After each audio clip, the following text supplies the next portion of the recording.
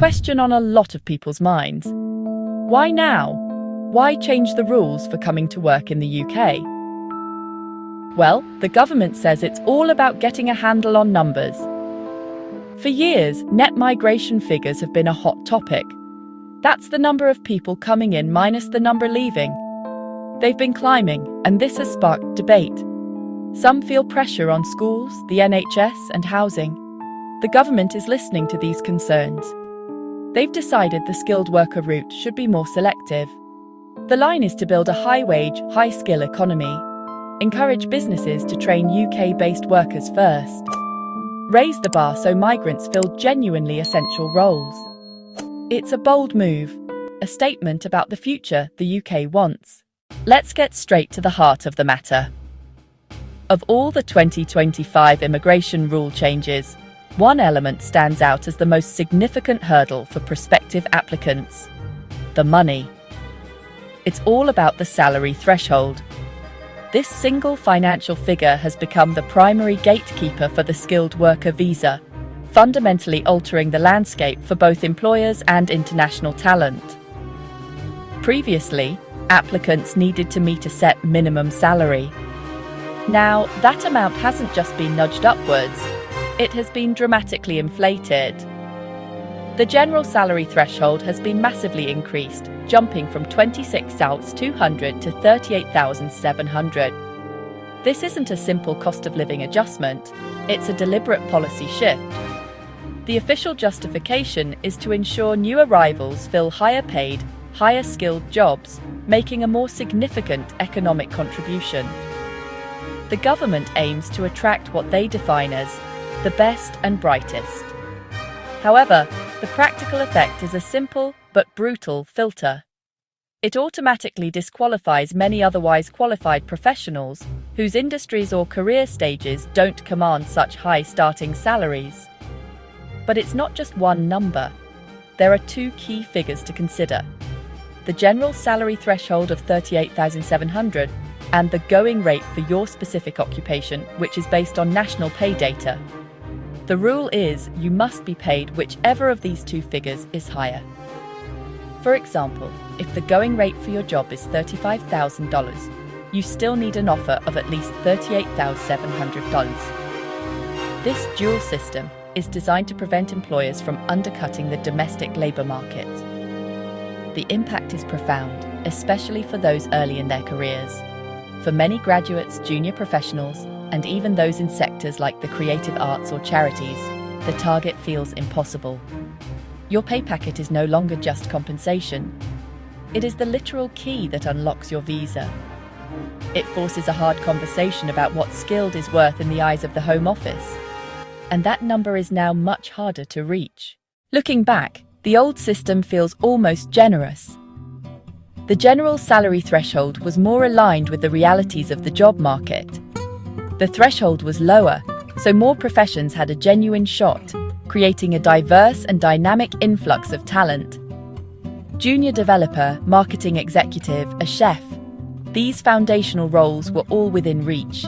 The focus was on a legitimate, skilled offer plus a manageable salary, making it feasible for small and medium-sized businesses to compete for global talent.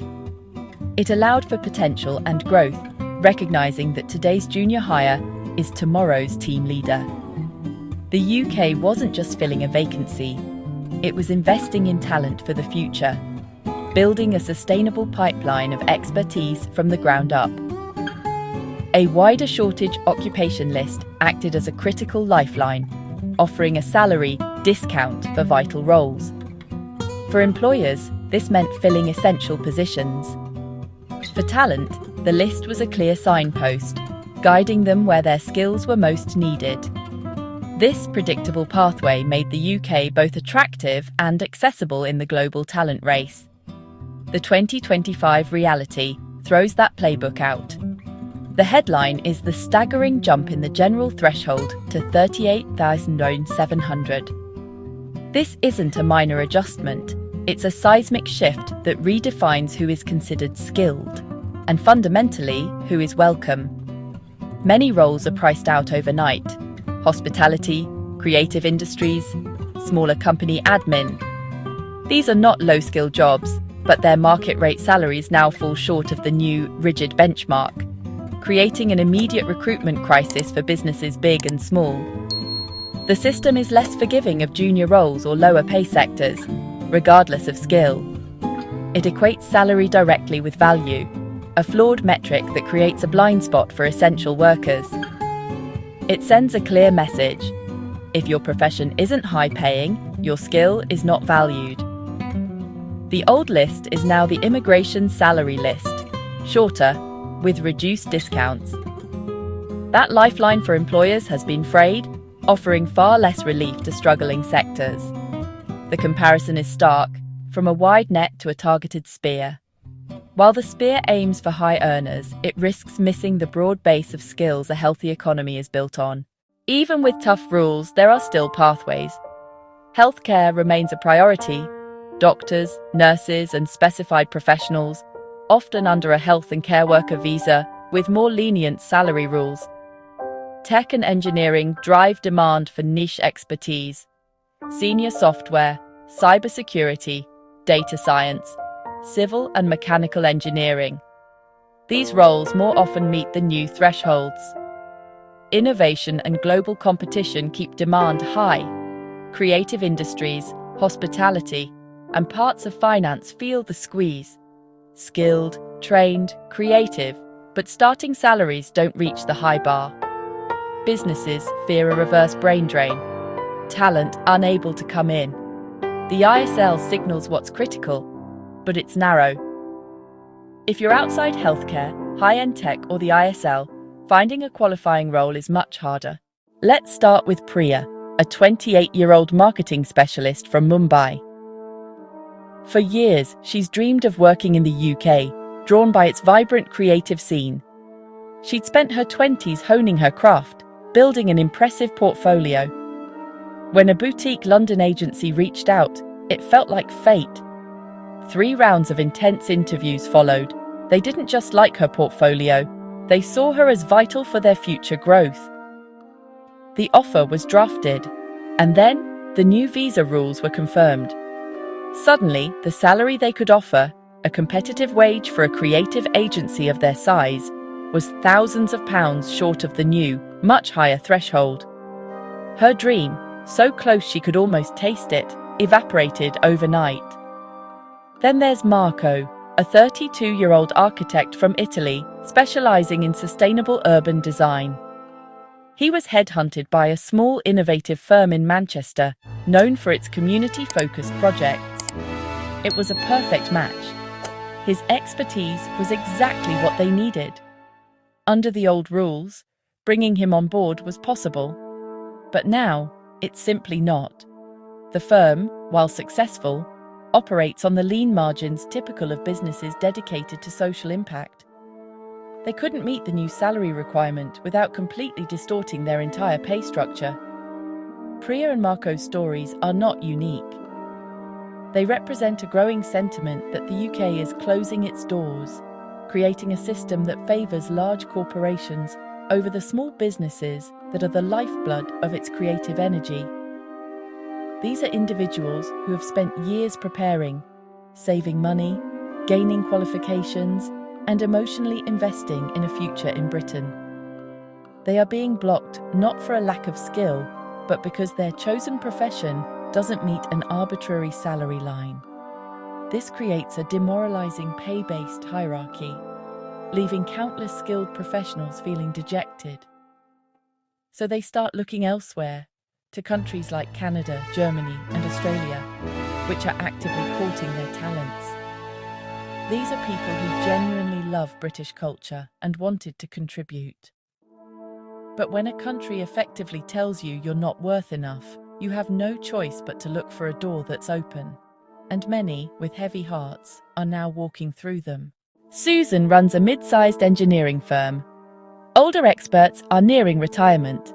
They need new talent. Local recruitment failed for months. Bright graduates abroad were the pipeline. Now, the required starting salary isn't viable. It distorts pay structures and pressures finances. Competing with massive firms, they must break budget or leave roles unfilled. Skilled roles with tight margins often fall short of thresholds. Vacancies rise, hours shrink, service quality risks decline. Long-term, less innovation, slower growth, potential downsizing. Upskilling UK workers is vital, but it takes years. The gap is immediate. Research relentlessly. Read every skilled worker guidance page. Learn the exact thresholds and your occupation's going rate. Use official occupation codes. Target companies on the licensed sponsors register. State you understand sponsorship and why you meet criteria. Tailor your CV for every role. Quantify results. Prepare to prove you're the best candidate in the UK. Consider professional advice.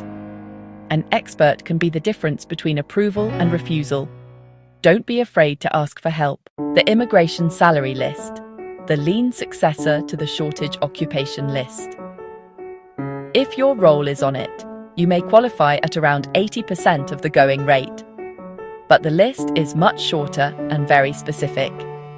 Healthcare, social care, science, engineering, technology, targeted roles remain. Check the latest ISL on gov.uk. It can change. You still need a sponsor and to meet all other requirements. The ISL helps, but it's a thin lifeline. The landscape has changed, but your dream might still be within reach. Do an honest self-assessment. Compare your profile with 2025 requirements and the ISL. Upskill and target higher-paying niches. Build a sharper CV and portfolio. Network with UK sponsors and recruiters. Visibility wins interviews. Monitor official updates. Have plans B and C, including options in Canada, Australia, Germany, or elsewhere. Your skills are valuable. With strategy and resilience, your journey can still lead to a brilliant future.